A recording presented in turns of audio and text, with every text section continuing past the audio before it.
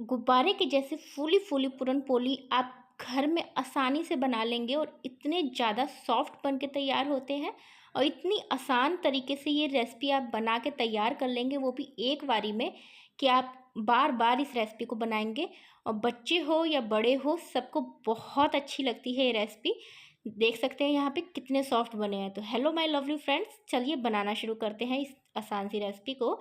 तो सबसे पहले हम पूरन पोली की स्टफिंग बना के तैयार करेंगे। तो यहाँ पे सबसे पहले मैंने चने की दाल ले ली है, जिसे मैंने घंटे भर पानी में भिगो के रखा था। तो इस तरीके से देख सकते हैं कि 1 कटोरी मैंने दाल ली थी, जो कि फूल के डबल हो चुकी है।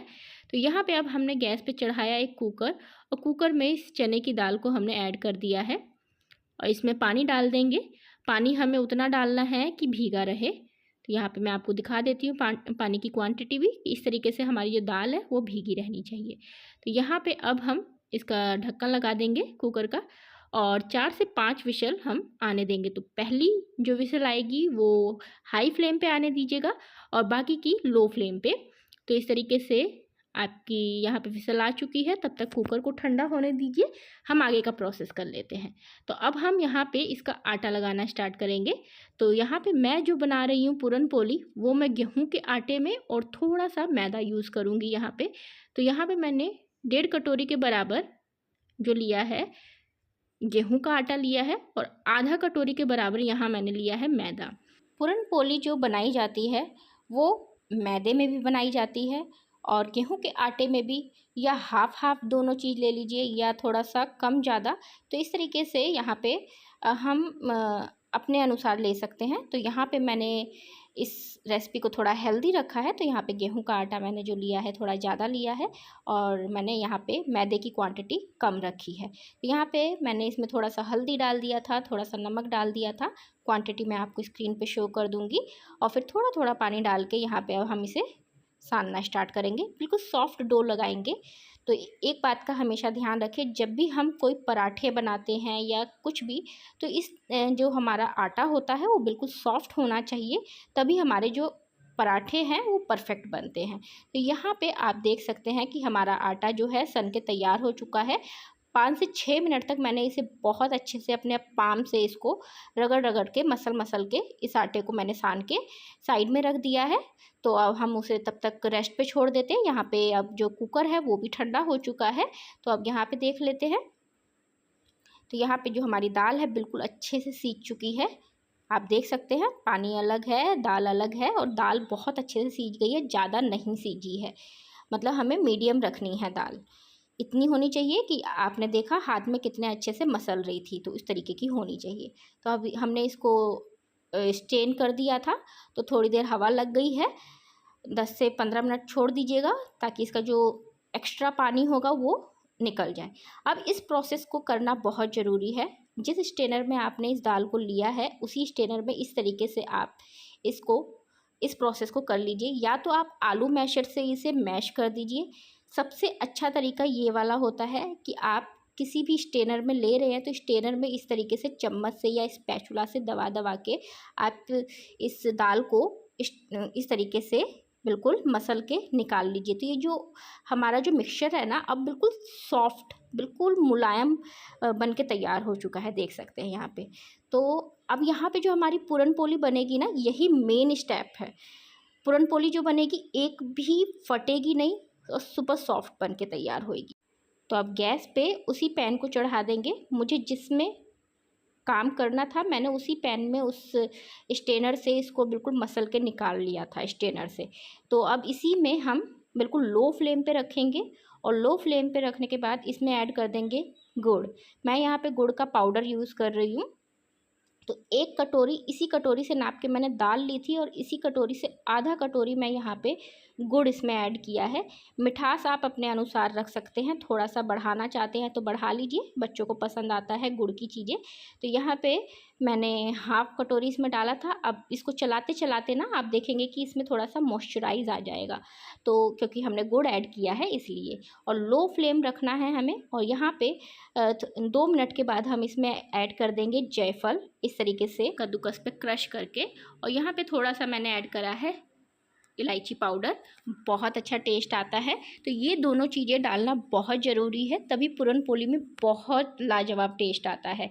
तो ये हम अक्सर किसी भी पूजा में बना सकते हैं या नॉर्मल डेज़ में बना सकते हैं, बहुत हेल्दी भी होती है। अक्सर ये जो है ना, ये हमारी महाराष्ट्र की फेमस डिश है जो कि पूजा पाठ में बनाई जाती है, या आप नॉर्मल डेज में भी बना सकते हैं इसे। तो यहाँ पे आप देख सकते हैं कि जो हमारा मिक्सचर है 4 से 5 मिनट तक मैंने लो फ्लेम पे इसे अच्छे से पकाया है।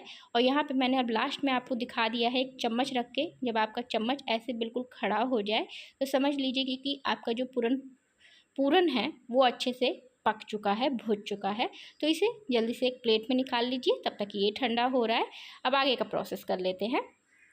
तो यहाँ पे अब हमारे जो आटा है, आटा को भी आधा घंटा हो चुका है आराम से। थोड़ा सा तेल लेंगे हाथ में और अच्छे से इस तरीके से आटे को 1 मिनट तक और मसल लेंगे। तो यहाँ पे अब हमारा आटा हमने मसल लिया है। अब देख सकते हैं कि इसकी सॉफ्टनेस कितनी अच्छी है। तो अब हम पूरन पोली बनाना स्टार्ट करेंगे। तो इस तरीके से ये स्टफिंग भी जो हमारी है वो ठंडी हो चुकी है। तो अब यहाँ पे हमें करना है कि जितना बड़ा आप लोई लेंगे उतनी ही बड़ी आपको जो पोली है वो भी लेनी है। मतलब जो हमारी गुड़ की स्टफिंग है, दाल की स्टफिंग है, वो भी उतनी ही बड़ी लेनी है। तो यहाँ पे मैं आपको दिखा देती हूँ दोनों का साइज़। दोनों का साइज़ मैंने सेम रखा है यहाँ पे। सी एक भी पूरन पोली आपकी फटेगी नहीं, बिल्कुल परफेक्ट बन के तैयार होएगी अगर आप स्टेप बाय स्टेप इस तरीके से करेंगे। तो अब इस तरीके से आप लोई को इस तरीके से पहले बीच से थोड़ा सा गड्ढा कर लीजिए और फिर यहाँ पे एक जो बॉल है स्टफिंग हम इसमें भर देंगे। इस तरीके से दबा दबा के अपने थंब से इस तरीके से इसका मुंह बंद कर देना है। बहुत आराम से मैंने आपको दिखाया है, बहुत इजी स्टेप है। अगर आप आराम से करेंगे तो बहुत इजी है इसे बनाना। इसका मुंह बंद करना बहुत ज़्यादा ज़रूरी है अच्छे से, अदरवाइज़ स्टफिंग बाहर निकलने लग जाएगी। तो इसका जब मुंह बंद करेंगे तो हल्के हाथों से हमें इस तरीके से, जिस तरीके से मैंने आपको बताया है, इस तरीके से बंद करना है। अब हल्के हाथों से दबाव दे के आपको इसे जैसे नॉर्मल आप रोटी बेलते हैं उस तरीके से इसे बेलना स्टार्ट करेंगे। रोलिंग बोर्ड पे हल्का हल्का आटा डाल लीजिए, आगे पीछे आटा डालिए, ये मैदा डालिए, जो आपको डालना है वो डाल सकते हैं। तो इस तरीके से बाद में आप इसे पलटिएगा नहीं तो ये टूटने फूटने का मतलब फटने का डर रहता है। तो जब आप इसे बेलेंगे तो अपने रोलिंग बोर्ड को इस तरीके से घुमा घुमा के तब आप इस पूरन पोली को बेलिएगा। तो अब पूरन पोली यहाँ पे हमारी बिल चुकी है। मैंने इसकी आपको थिकनेस भी दिखा दी कि बिल्कुल पतले पतले बनाए हैं। बना के तैयार करेंगे तो इस तरीके से वन साइड ये पक चुका है। अब दूसरी साइड से अब पकने देंगे। बिल्कुल लो टू मीडियम फ्लेम पे हमें इस वर्क को करना है। तो यहाँ पे देख सकते हैं कि कितने अच्छे से ये फूलना स्टार्ट हो गया है। हमने यहाँ पे अब मेल्टेड घी इसमें यूज़ किया है। घी में ये बहुत ज़्यादा टेस्टी बनते हैं। तो यहाँ पे मैंने घी को मेल्ट करके रख लिया था। तो अगर आपको घी पसंद ना हो तो आप रिफ़ाइंड ऑयल में भी बना सकते हैं। तो आप अपनी मर्ज़ी के अनुसार, इच्छा अनुसार इसको बना सकते हैं। तो यहाँ पे आप देख सकते हैं कि मैंने अलट पलट के दोनों तरफ से बहुत अच्छे से दबा दबा के इसे सेक दिया है ताकि ये कहीं से भी कच्चा ना रहे। तो अब हम इसे निकाल लेंगे। इस तरीके से किसी प्लेट में या किसी भी बर्तन में आप रख लीजिए बना बना के। तो यहाँ पे हमारा दूसरा भी तैयार हो चुका है। मैं एक और आपको दिखा देती हूँ कि ये भी कितना अच्छा बिल्कुल गुब्बारे के जैसे फूल के तैयार हुआ है, परफेक्ट। तो बस स्टफिंग का ही आपको ध्यान रखना है। अगर आप इस तरीके से आप इस पूरन पोली को बनाएंगे तो एक भी पराठा, एक भी पूरन पोली आपकी जो है फटेगी नहीं और बिल्कुल परफेक्ट बन के तैयार होएगी। तो इस तरीके से हमारी सारी पूरन पोली यहाँ पे बन के तैयार हो चुकी है। सुपर सॉफ्ट यहाँ पे देख सकते हैं कि कितनी सॉफ्ट बनी है। आप इसे स्टोर भी कर सकते हैं 3-4 दिन के लिए। तो मैंने इस पूरन पोली को केले के पत्ते पे सर्व किया है विद मलाई दूध के साथ। ही बहुत ज़्यादा टेस्टी लगती है खाने में। तो फ्रेंड्स, रेसिपी पसंद आई हो तो प्लीज़ लाइक एंड सब्सक्राइब कीजिएगा मेरे चैनल को और अपने फैमिली एंड फ्रेंड के साथ इस रेसिपी को शेयर भी कीजिएगा।